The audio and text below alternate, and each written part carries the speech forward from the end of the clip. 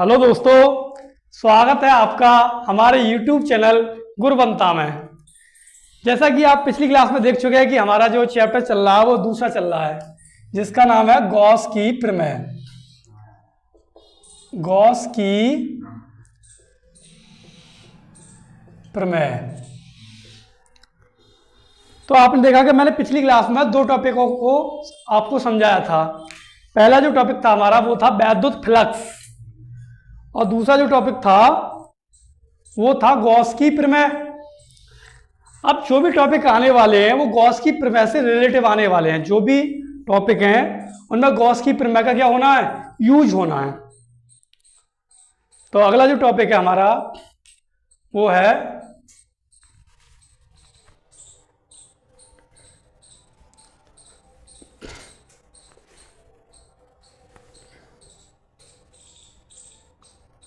एक समान आवेशित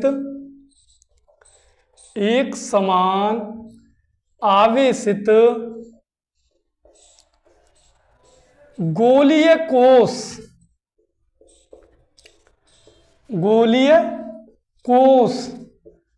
के कारण उत्पन्न वैद्युत क्षेत्र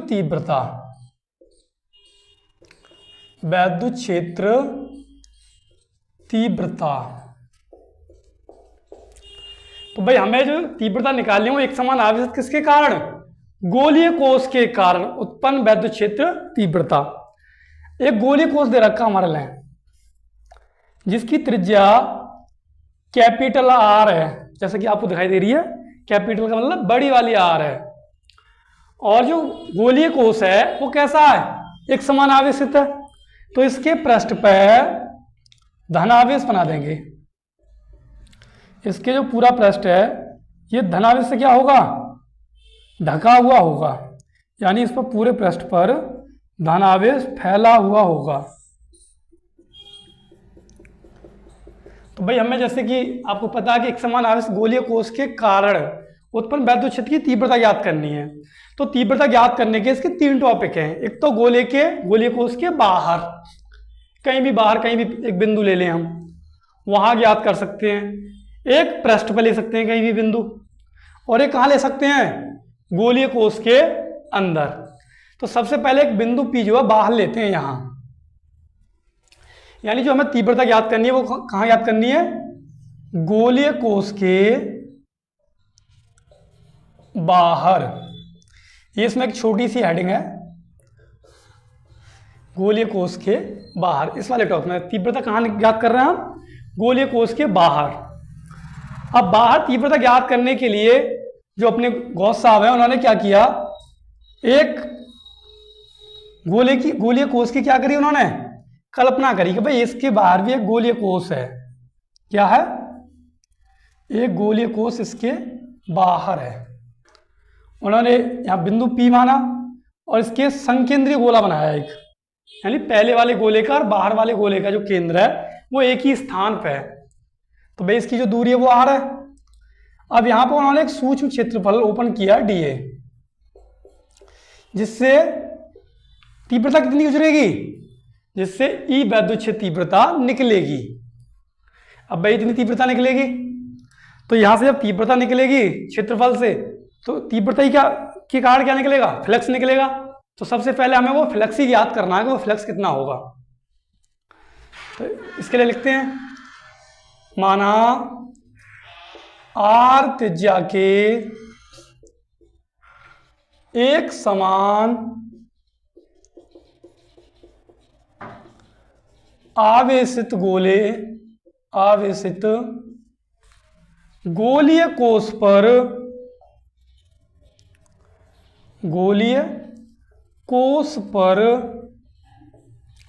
Q धनावेश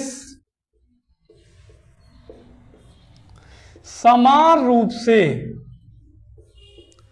कैसा भाई, वितरित है। वितरित मतलब फैला हुआ है गोले के पृष्ठ पर, समान रूप से वितरित है गोले के केंद्र से गोलीय कोष के गोलीय कोश के केंद्र से स्मॉल आर दूरी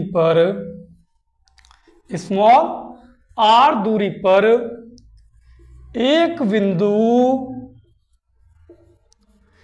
P लिया गया है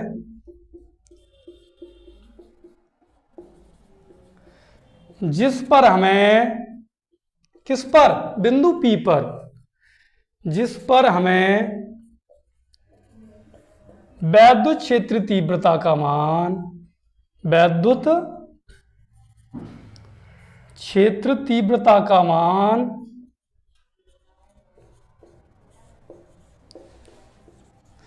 ज्ञात करना है।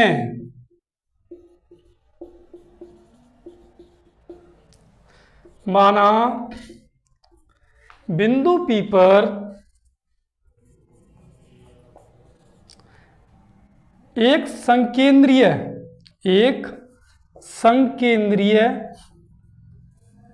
गोलीय कोश की रचना, गोलीय कोश की रचना की गई है जिसके डीए क्षेत्र से, जिसके डीए क्षेत्रफल से ई वैद्युत क्षेत्र तीव्रता, ई वैद्युत क्षेत्र तीव्रता बाहर निकलती है।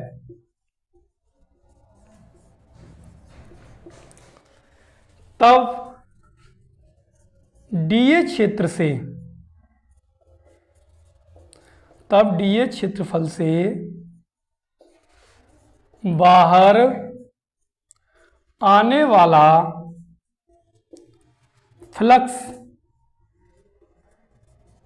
तो कितना होगा भाई फ्लक्स, d5 बराबर ई डॉट डी ए, और जब भी हम डॉट प्रोडक्ट हटाते हैं ना तो कॉस आ जाता है E D A cos theta.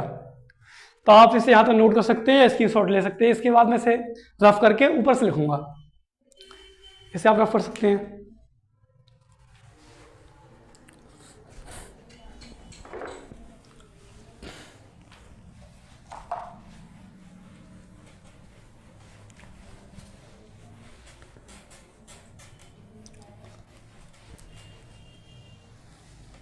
तो भाई कितना आएगा, d5 बराबर E D A cos theta. हमें पता है थीटा कितना दे रखा हमारे लिए, 0 डिग्री है। 0 डिग्री क्यों है, क्योंकि क्षेत्रफल और वैद्युत क्षेत्र तीव्रता एक ही दिशा में कार्य कर रहे हैं दोनों, और एक ही दिशा में कार्य कर रहे हैं दोनों, तो दोनों के बीच में जो एंगल है वो कितना है, 0 डिग्री।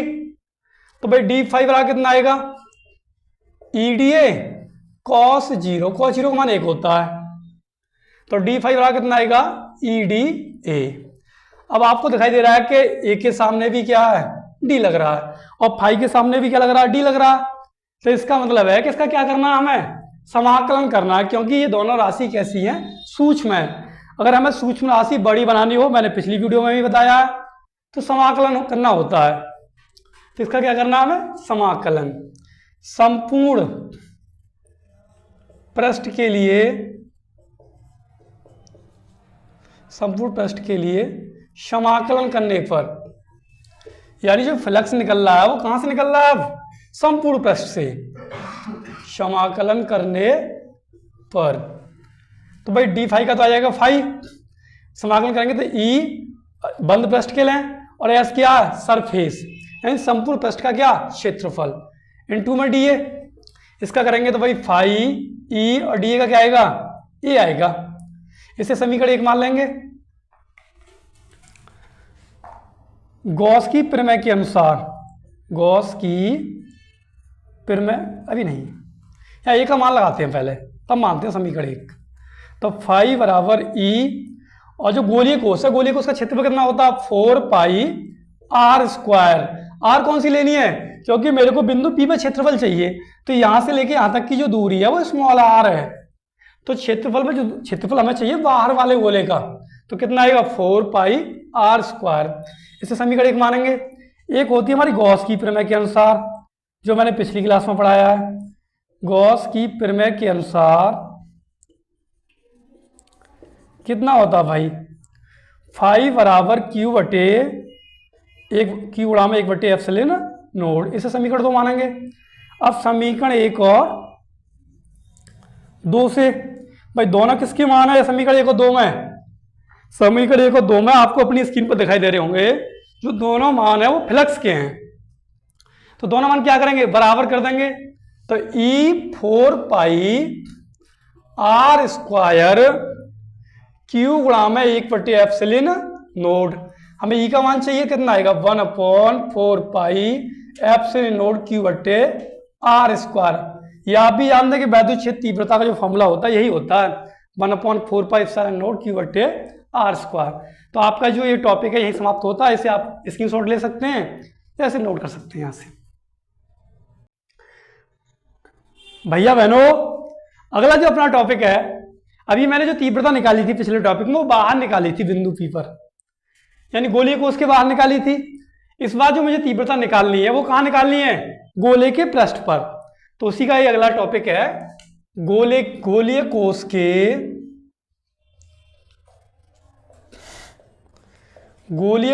के पृष्ठ पर। भाई हमें कहाँ चाहिए तीव्रता, गोलीय पृष्ठ पर।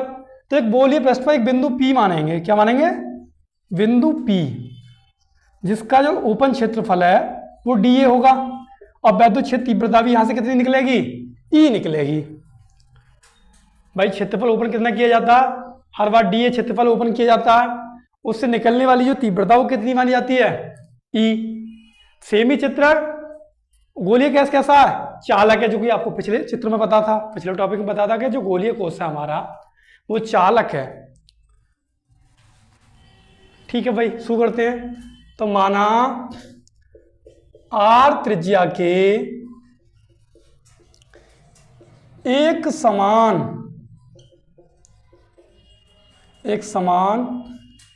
चालक गोलीय कोश पर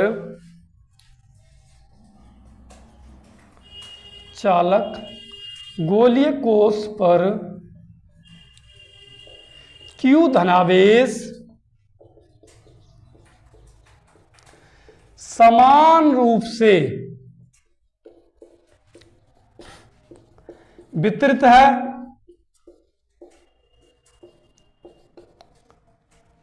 हमें गोले के पृष्ठ पर, गोलीय कोश के पृष्ठ पर, हमें गोलीय कोश के पृष्ठ पर बिंदु P पर वैद्युत क्षेत्र तीव्रता का मान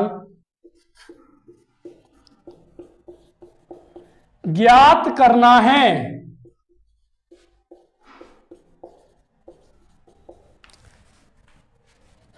यदि बिंदु P पर सूक्ष्म क्षेत्रफल dA उपस्थित है, जिससे E वैद्युत क्षेत्र तीव्रता, E वैद्युत क्षेत्र तीव्रता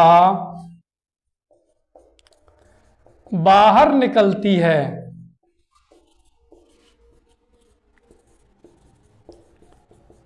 तब dA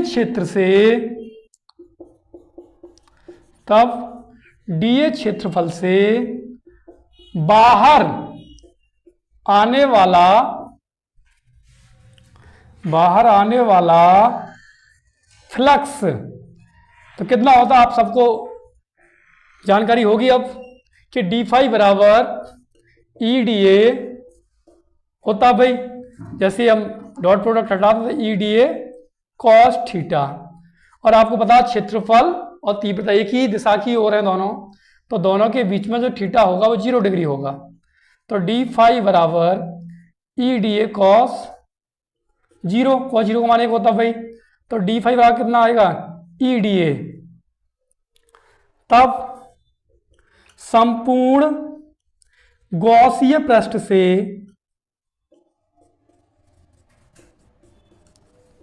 गुजरने वाला या निकलने वाला, गुजरने वाला या निकलने वाला सेम ही बात है, तो संपूर्ण गॉसीय पृष्ठ से गुजरने वाला फ्लक्स,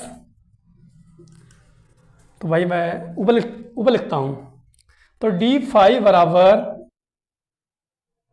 आपको मैंने बताया कि संपूर्ण गॉसीय पृष्ठ के लिए क्या करते हैं, समाकलन करते हैं। क्या करते हैं, समाकलन करेंगे तो डी फाई का आएगा फाई, इधर बंद पृष्ठ के लिए जो बंद पथ है इसका पूरा इसके लिए दिखाएंगे इस वाले चिन्ह से गोला बना के, और पृष्ठीय के लिए एस बनाएंगे यहाँ पे, और ई डी ए, ई तो आपको पता ही निश्चित है, तो ई इसका होना है एस का डी ए का, तो डी ए का कितना होगा भाई ई ए। अब जो ई ए है वो क्षेत्रफल होता 4 पाई आर स्क्वायर, गोलीय कोश का क्षेत्रफल कितना होता 4 पाई आर स्क्वायर, क्योंकि इस बार जो त्रिज्या वो कैपिटल आर है, पिछली बार जो त्रिज्या थी वो स्मॉलर थी, इस बार त्रिज्या कौन सी है कैपिटल आर, इसे समीकरण 1 मानेंगे। और दूसरा गॉस की प्रमेय के अनुसार, क्या था भाई गॉस की प्रमेय के अनुसार, आप लोगों ने पिछली क्लास में देखा कि मैंने आपके लिए गॉस की प्रमेय पढ़ाई, आपने वहां से अच्छे से सीखी भी। तो 5 बराबर कितना आएगा भाई क्यू गुणा में 1/एप्सिलॉन नोड, इसे समीकरण 2 मानेंगे। अच्छा इसे मैं रब करता हूं, आप इस नोट कर सकते हैं या इसका स्क्रीनशॉट ले सकते हैं। तो भाई यहां से मैं इसे रब करता हूं, कितना आएगा, ये आएगा भाई, ये भी फ्लक्स का मान है, ये भी फ्लक्स का मान है, समीकरण 1 और 2 से, समीकरण 1 और 2 से दोनों के मान क्या करने हैं, बराबर करने हैं। तो ई 4 पाई आर स्क्वायर बराबर क्यू गुणा में क्यू गुणा में 1/एप्सिलॉन नोड, हमें यहां से ई का मान चाहिए, कितना आएगा 1/4 pi r 4 pi epsilon naught q बटे आर स्क्वायर। आपने देखा कि पहले और इस बार दोनों सेम ही आई त्रिज्या, क्योंकि वहां बिंदु पी की जो दूरी थी वो स्मॉल आर थी, और यहाँ कितनी दूरी है बिंदु पी की, कैपिटल आर है। आपको पता ही है वैद्युत क्षेत्र तीव्रता के फॉर्मूले में ये कांस्टेंट होता है, आप इसका प्रमाण लेते हैं, दूरी का क्या होता है स्क्वायर होता है, वर्ग होता है। तो आपका जो ये टॉपिक है यही समाप्त होता है, आप इसका स्क्रीनशॉट ले सकते हैं या नोट कर सकते हैं। अगला जो अपना टॉपिक है, मैंने आपको गोलीय कोश के बाहर तीव्रता निकालना सिखाया और पृष्ठ पे निकालना तीव्रता सिखाया, और अपना अगला जो टॉपिक है वो है गोले के अंदर तीव्रता, गोलीय कोश के अंदर। अगला जो टॉपिक है अपना वो है गोलीय कोश के अंदर क्या करना है, तीव्रता याद करनी है, गोलीय कोश के अंदर तीव्रता। तो मैंने बताया, मैंने आपको पिछले दोनों टॉपिकों में एक चित्र लिया था जो कैपिटल आर त्रिज्या का था, किसका था वो कैपिटल आर त्रिज्या का, और कैसा गोलीय कोश था चालक मतलब उसके पृष्ठ पे क्या था क्यू धन आवेश, यानी उसमें वाहक इलेक्ट्रॉनों की संख्या जो थी वो पर्याप्त थी। तो ऐसे बनाएंगे भाई। अब अंदर माना मैंने यहां ले लिया एक बिंदु P, कहां लिया यहां, तो यहां पर गॉस साहब ने क्या किया, अंदर एक गोलीय कोश की रचना उन्होंने अपने मन में की कि भाई एक अंदर गोलीय कोश है, क्या गोलीय कोश, इसके अंदर एक गोलीय कोश है जिसकी त्रिज्या कितनी है स्मॉल आर है, और बिंदु P है, तो यहाँ पे भी एक क्षेत्र करेंगे ऊपर dA, और तीव्रता भी कितनी गुजरेगी उससे E, जैसा कि आपने पिछले 2 चित्रों में देखा कि सेम ही बनना लगभग। लेकिन पहले बिंदु P जो था बाहर था, अगले वाले में पृष्ठ पे था, इस वाले में बिंदु P कहाँ लिया गया है, अंदर लिया गया है। तो लिखते हैं, माना R त्रिज्या के चालक गोलीय कोष पर, चालक पतले गोलीय कोष, पतला भी है ये, पतले गोलीय कोष पर पतले गोलीय कोष पर Q धनावेश समान रूप से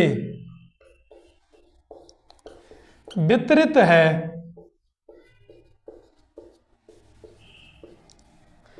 गोलीय कोष के केंद्र से, गोलीय कोष के केंद्र से स्मॉल r दूरी पर,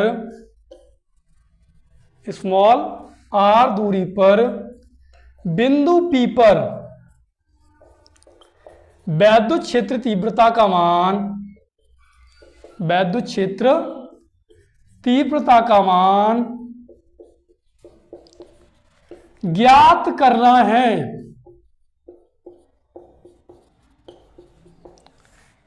इसके लिए बिंदु P पर, इसके लिए बिंदु P पर एक गॉस निर्मित यानी गॉस का बनाया हुआ एक गॉस निर्मित संकेंद्रीय, कैसा है, और वो संकेंद्रीय भी है, जिसका केंद्र कहाँ है, दोनों गोलों का सेम स्थान पे है। बिंदु P पर एक गॉस निर्मित संकेंद्रीय गोलीय कोष की रचना, गोलीय कोष की रचना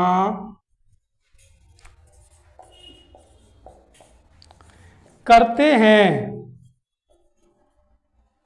गोलीय कोष की रचना करते हैं यदि बिंदु P पर सूक्ष्म क्षेत्रफल dA उपस्थित है, जिससे E वैद्युत क्षेत्र तीव्रता, जिससे E वैद्युत क्षेत्र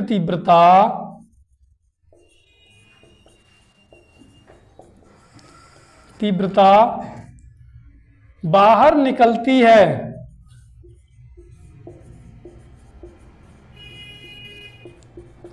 तब dA क्षेत्र से बाहर आने वाला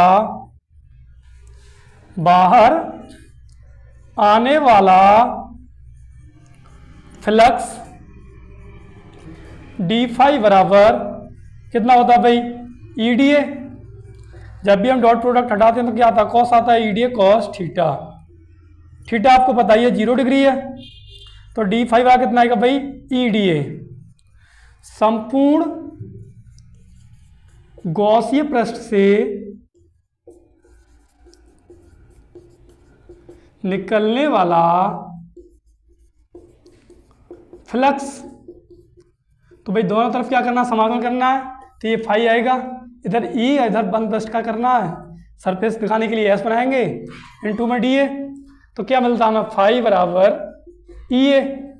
तो फाई बराबर E और जो क्षेत्रफल होगा वो होगा 4πr², क्योंकि जो बिंदु P तक जो गोला बनाया गया है उसकी जो त्रिज्या वो क्या है, स्मॉल r है।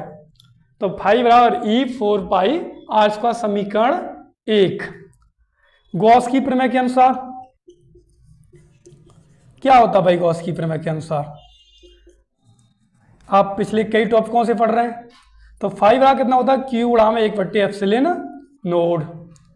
अब आपको पता है कि जो गोला है, जो गोलीय कोष है, वो कैसा है, चालक है। चालक का मतलब ये है कि इसके पृष्ठ पर तो आवेश है, लेकिन गोलीय कोष के अंदर जो आवेश है वो कैसा है, शून्य है।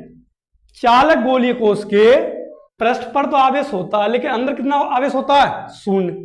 अगर ये गोलीय कोष अचालक होता तो गोलीय कोष के अंदर कुछ आवेश होता, पृष्ठ पर कैसा होता, शून्य होता। तो देखो गोलीय कोष के अंदर, गोलीय कोष के अंदर आवेश Q बराबर कितना होगा भाई 0। तो आप इसे नोट कर सकते हैं, मैं ऊपर से इसे साफ करने वाला हूं या स्क्रीनशॉट ले सकते हैं।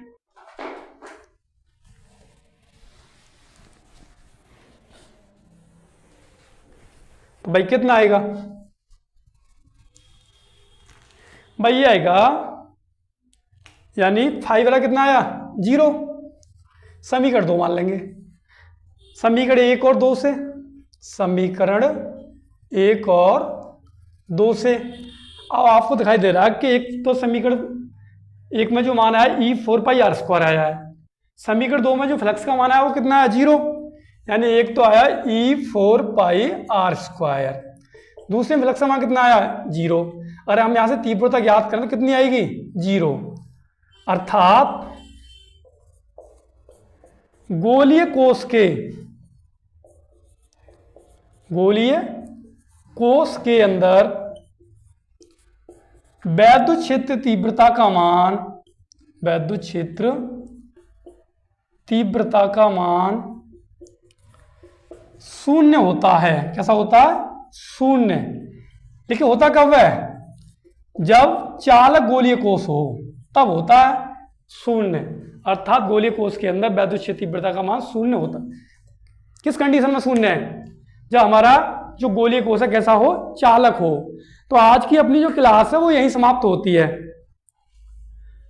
और आपको वीडियो अच्छी लगी हो, आपका मन हो तो वीडियो को लाइक करें, चैनल को सब्सक्राइब करें। Thank you.